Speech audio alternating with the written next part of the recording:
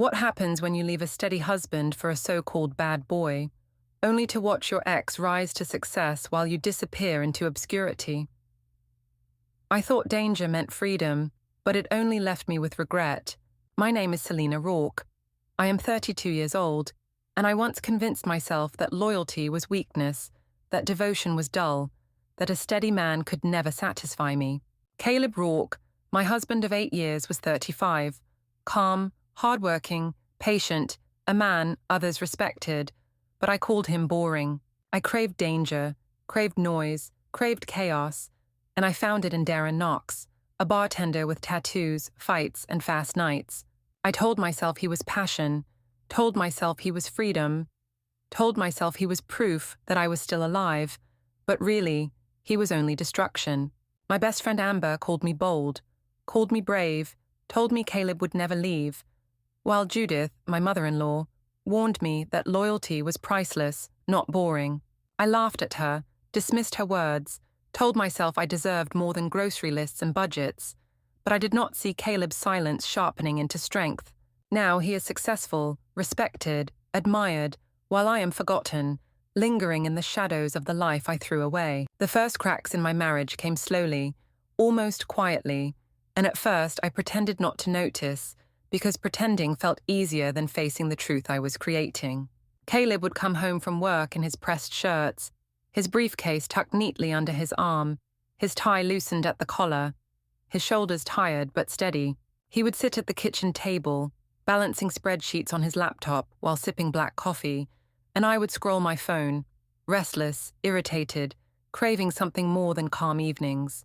He always asked how my day had gone, always listened patiently, always offered simple encouragement, but instead of feeling grateful, I felt trapped, suffocated, bored. I told myself his patience was weakness, that his steadiness meant predictability, that his loyalty was nothing but proof of mediocrity. Deep down, I knew most women would envy what I had, but arrogance whispered that I deserved more than the quiet man waiting for me each night.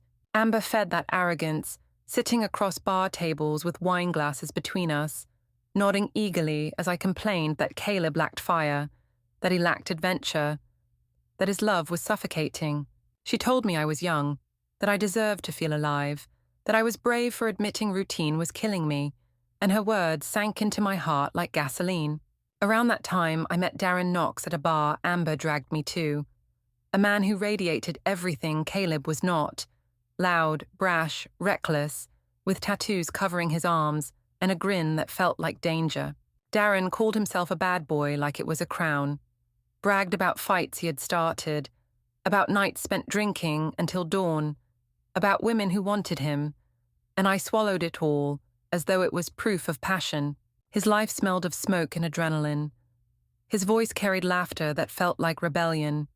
His presence filled the space like a storm, and I mistook that storm for love. The first night he leaned close, his breath hot with whiskey, his words dripping with promises of excitement. My pulse raced in ways it never did with Caleb. When he touched my hand, I told myself it was electricity. When he whispered about wild nights, I told myself it was freedom. When he pulled me toward the dance floor, I told myself it was destiny.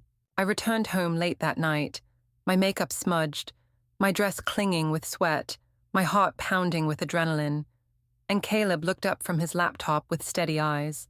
He asked calmly if I had enjoyed myself, and I snapped defensively, accusing him of judging me, accusing him of suffocating me, accusing him of never understanding.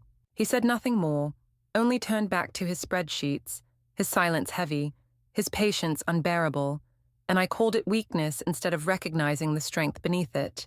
I began spending more evenings at bars with Darren, lingering in the noise, letting him pull me into corners, letting him feed the fantasy that danger meant freedom.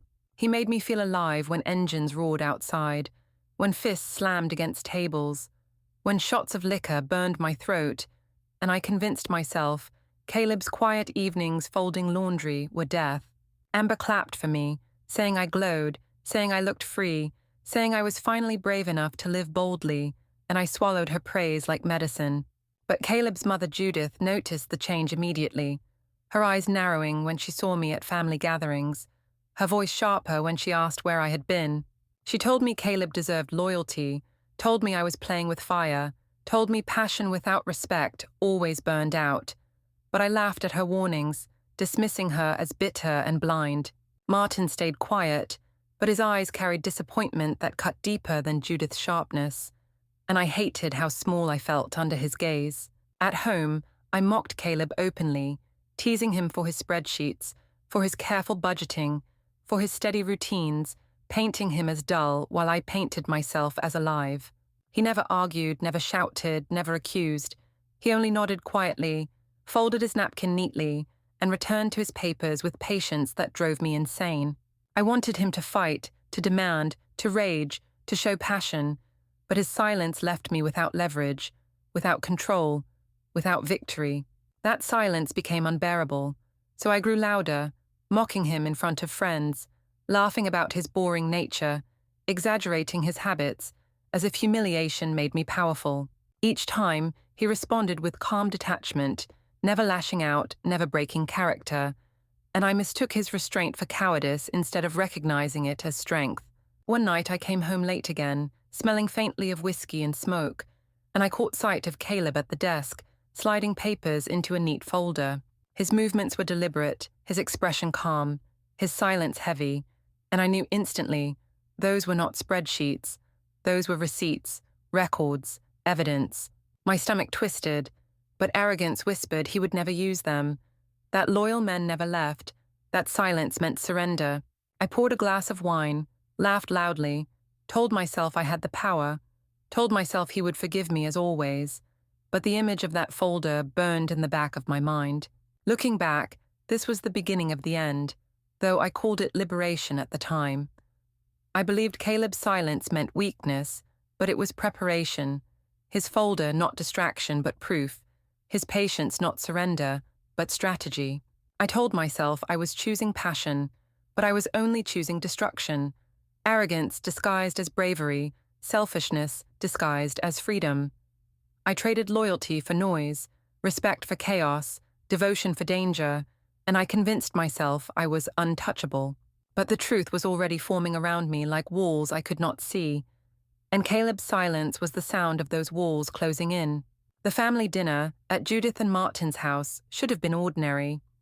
Just another Sunday meal with roast chicken, mashed potatoes, and polite conversation filling the air. But I walked in already rehearsing my performance. I had been telling myself for weeks that Caleb was boring, that loyalty meant nothing, that I deserved danger, and I wanted an audience to hear it. Amber encouraged me beforehand, telling me I should not hold back, that I should speak my truth, that I should stop pretending loyalty was admirable when it was really suffocating. Caleb carried a dessert quietly, his face calm, his shoulders steady, his silence thicker than usual, and I hated how composed he seemed as if nothing touched him. Judith greeted him warmly, her hands soft on his arms, her voice full of pride, but her eyes turned sharp when they landed on me, and I already felt judgment heavy in the room. Martin offered a firm handshake to his son, quiet but dignified, and then everyone gathered around the long wooden table, plates steaming, glasses clinking, silence settling like a warning. I began speaking loudly, exaggerating stories, mocking Caleb for being predictable, painting him as lifeless compared to Darren, who I described as thrilling, passionate, and wild. I called Caleb boring in front of his parents, saying he cared more about bills than living, saying he never made me feel alive, saying he was more machine than man. I laughed while I spoke, sipping wine, waving my hands, expecting someone to agree, expecting Amber to clap, expecting at least a nervous chuckle. Amber smiled weakly beside me, nodding too quickly, her eyes flicking nervously toward Judith, and I realized she was uncomfortable but still unwilling to contradict me.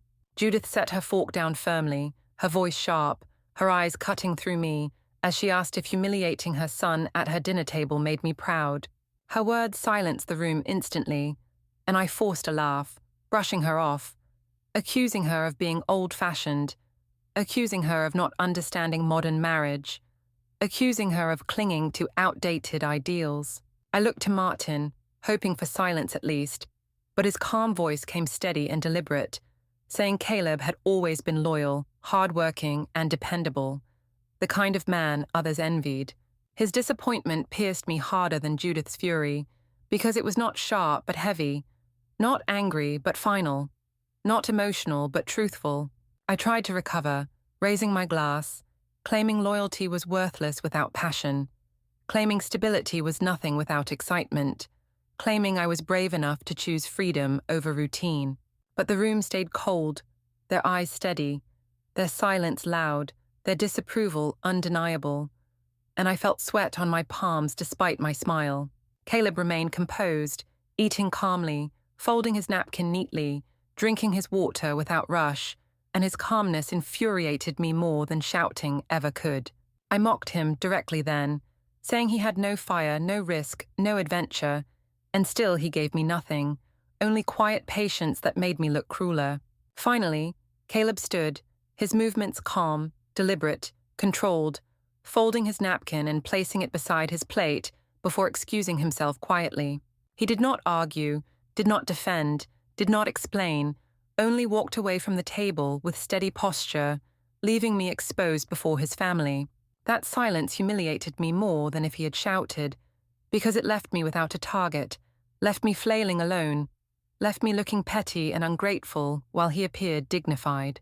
Judith's eyes followed him with pride, then turned back to me with contempt, her voice sharp as she said I was throwing away the best man I would ever have. I snapped back that she had never liked me, that she poisoned him against me, that she wanted me gone from the start, but her lips pressed thin, her silence heavier than words.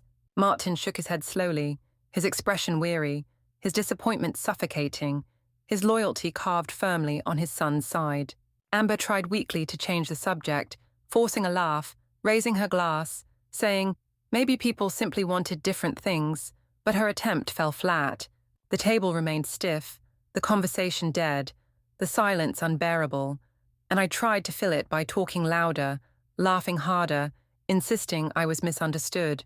But no one looked at me, no one responded, no one entertained my performance, and I felt like I was drowning under the weight of their judgment. By dessert, I sat picking at crumbs, my confidence cracked, my arrogance faltering, my voice quieter despite my attempts to act bold. The dinner I thought I could use as a stage had turned into a trial, and I was the only one found guilty. Caleb's silence had been his weapon, Judith's fury her shield, Martin's disappointment the verdict, and Amber's nervous nodding the weak attempt at support that failed. Back home, the silence followed. Caleb carried himself through the house calmly, setting down keys, washing dishes, folding clothes, while I stormed from room to room demanding he fight. I shouted that he had embarrassed me, that he had left me exposed, that he had made me look cruel, but he only brushed his teeth, adjusted his shirt, and climbed into bed without a word. His silence was unbearable, his detachment heavier than anger, his calmness sharper than insults, and I raged because I could not twist it. I poured another glass of wine, pacing, laughing loudly to myself, convincing myself I had won, that his retreat meant weakness, that his silence meant surrender. But deep inside, I felt the tremor of defeat, because I knew his silence had changed. It was no longer patience but certainty, no longer tolerance but decision. Looking back, that family dinner was the turning point, the moment I lost all chance of spinning the narrative in my favor. I thought I was clever, thought I was bold, thought mocking loyalty made me powerful. But instead, I revealed myself as cruel, selfish, and blind. Judith's sharp words, Martin's disappointed eyes, Amber's faltering support, Caleb's calm retreat, all carved truth into the evening. I was destroying myself while he grew stronger. I had believed silence was weakness, but it was strength, and I had believed rebellion was freedom, but it was arrogance. That dinner should have been my warning, but I ignored it, laughing too loudly, drinking too quickly, convincing myself I still had control. In reality, the silence at that table was already the sound of my life collapsing. After that dinner, I could not bear the silence in our house, so I escaped further into Darren's world, where noise and chaos covered the guilt clawing at me. The bars became my second home, thick with cigarette smoke, neon lights flashing, music pounding so loudly that no one needed to hear truth. Darren thrived in that chaos, leaning against walls with his tattoos showing, his voice booming, his arms around whoever caught his eye, and I convinced myself it meant passion. He pulled me close when it suited him, kissed me roughly when the crowd was watching, then drifted toward others when I was not useful, and I swallowed that humiliation like it was the price of excitement. I told myself Caleb had never made me feel this alive, never filled rooms with energy, never commanded attention, and I twisted his loyalty into a flaw. Amber came with me once or twice, sipping her drink nervously, watching Darren's friends exchange bets, punches, and stories. Before whispering, she worried about me. I snapped at her, accusing her of being jealous, of being uptight, of being blind, but her concern lingered like a shadow even after she stopped coming. Darren's life was not glamorous beneath the flashing lights. His apartment smelled of stale beer, his fridge nearly empty, his phone buzzing constantly with messages from people I did not know, and his temper short whenever I asked questions. He dismissed me often, calling me dramatic, telling me to lighten up, disappearing for days without explanation, leaving me clinging to scraps of attention like they were treasure. Still, I convinced myself I had chosen right. Telling myself excitement was supposed to hurt, telling myself freedom meant instability, telling myself Caleb was too boring to matter. I posted pictures online of Darren's motorcycle, of nights at the bar, of drinks lined up in bright colors, hoping people would envy me. But the comments grew fewer, the likes weaker, the silence louder. Behind my bright smiles, I felt hollow, yet I doubled down, too arrogant to admit regret, too stubborn to turn back. Meanwhile, Caleb grew quieter than ever at home, his presence fading like smoke, his attention focused entirely on that folder I had glimpsed before. He kept it close, locking it in drawers, slipping it into his briefcase, carrying it with him wherever he went, and I knew it contained evidence of me. His silence changed the air around us, heavier now, final somehow, no longer patience but preparation, and it rattled me even while I laughed louder in public. One evening, leaving a bar with Darren, I spotted Caleb across the street, his suit pressed, his briefcase in hand, entering a tall glass office building. My heart froze instantly, because I knew it was not work but strategy, not surrender but action, not weakness but strength, and I stood there trembling while Darren shouted at his friends. I tried later to accuse Caleb of sneaking around, of hiding, of betraying me, but he only looked at me with steady eyes before turning back to his laptop, his silence cutting deeper than any words. Amber drifted further away during this time, her texts shorter, her visits rarer, her tone sharper when she finally told me she could not keep watching me destroy myself. I accused her of cowardice, of betrayal, of jealousy, but she only sighed and said nothing, leaving me shouting into silence. Judith refused to answer my calls now, her disapproval complete, her loyalty tied entirely to her son, and Martin remained quiet, his disappointment carved into every glance when we crossed paths. The family I'd once belonged to no longer recognized me, no longer welcomed me, no longer saw me as one of them, and I told myself I did not care. I said I was free, that I was alive, that Darren's world was worth it, but the hollow inside me deepened each night. Darren began showing his true colors more clearly, laughing at my tears when he came home late, mocking me when I asked about other women, shrugging when I begged for attention. His recklessness no longer felt exciting. It felt humiliating. But I clung to him anyway, because losing him would mean I had abandoned Caleb for nothing. I poured more drinks, wore shorter dresses, laughed louder, trying to mask the truth that I was no longer wanted, not by Darren, not by Caleb, not by anyone. The gossip spread further now, friends whispering when I walked into rooms, neighbors glancing at me with pity, co-workers avoiding my eyes, and the isolation pressed heavier each day.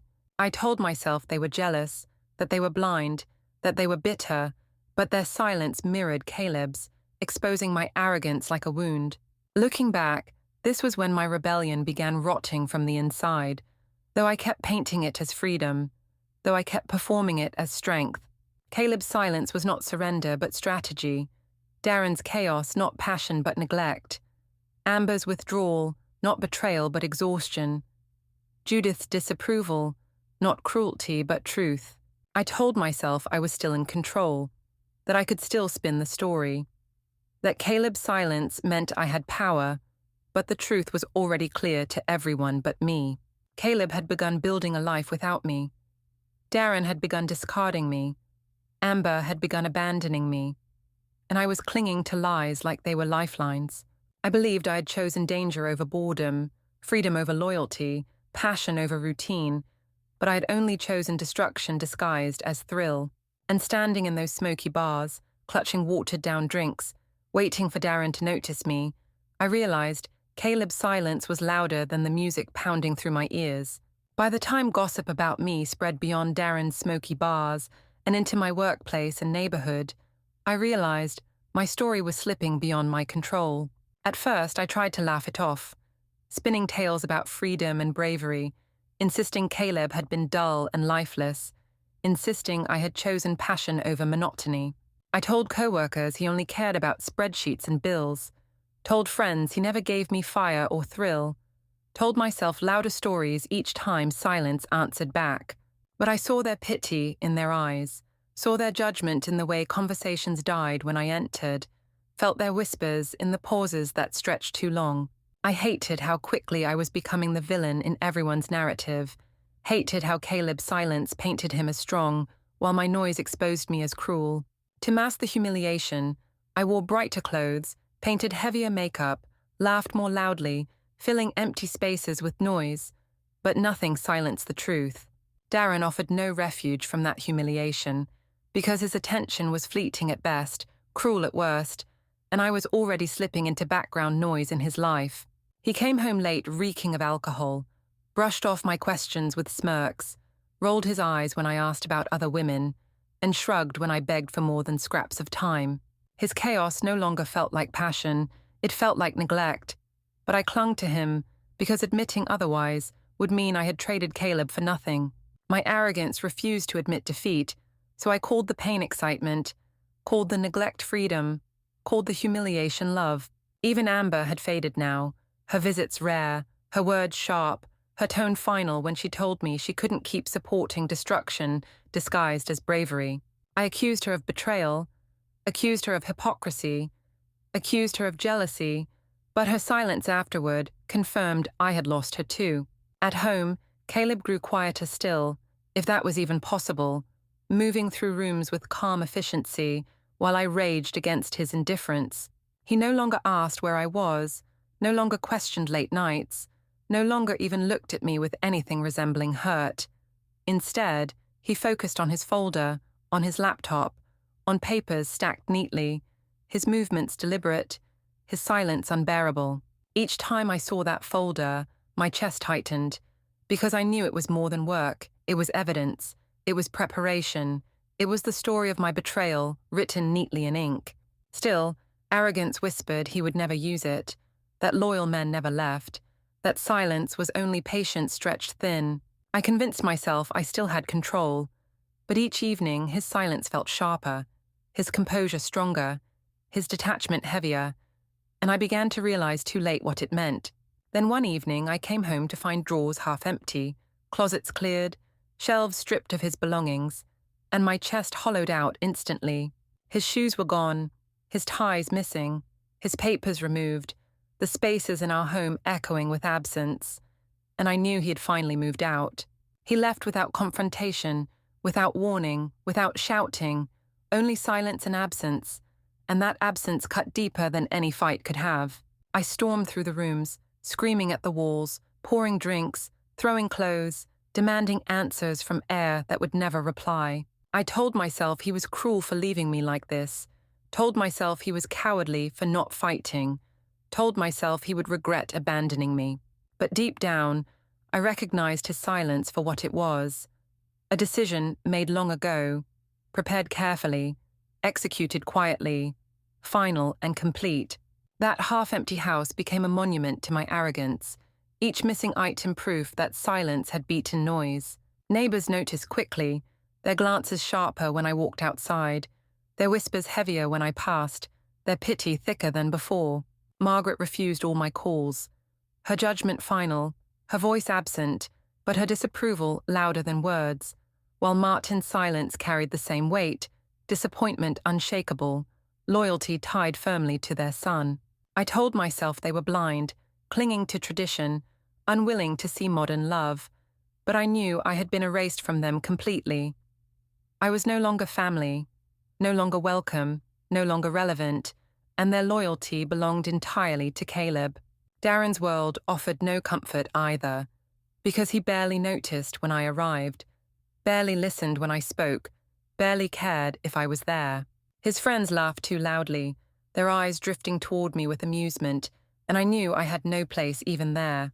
Looking back, this was the moment my arrogance cracked fully, though I still tried to cover it with noise, with laughter, with desperate stories.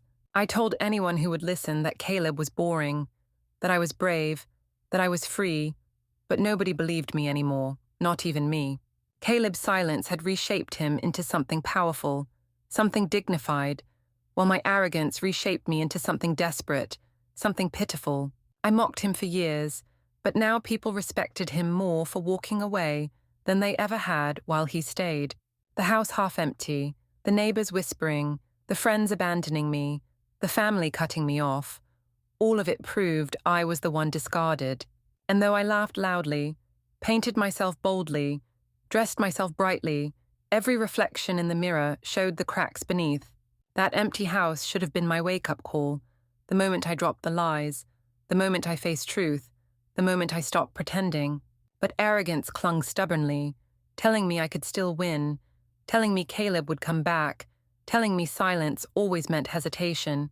I poured another drink, pulled another dress, laughed louder than before, convincing myself he had not truly left. But the truth was already final, already written, already sealed, in the silence he carried like armor.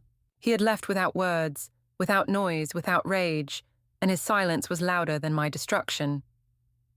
The envelope arrived on a rainy morning, thick and heavy, sliding across the floor, like the judgment I had been trying to outrun. My hands shook as I tore it open, scanning lines of type, signatures, dates, and instructions that spelled the end of my marriage with Caleb. Attached were copies of receipts, phone records, photographs, each piece of evidence neatly arranged, undeniable, precise, leaving me no space to twist. There were gas station purchases at impossible hours, notes of my absences carefully logged, even pictures of me leaving bars with Darren when I thought nobody was watching.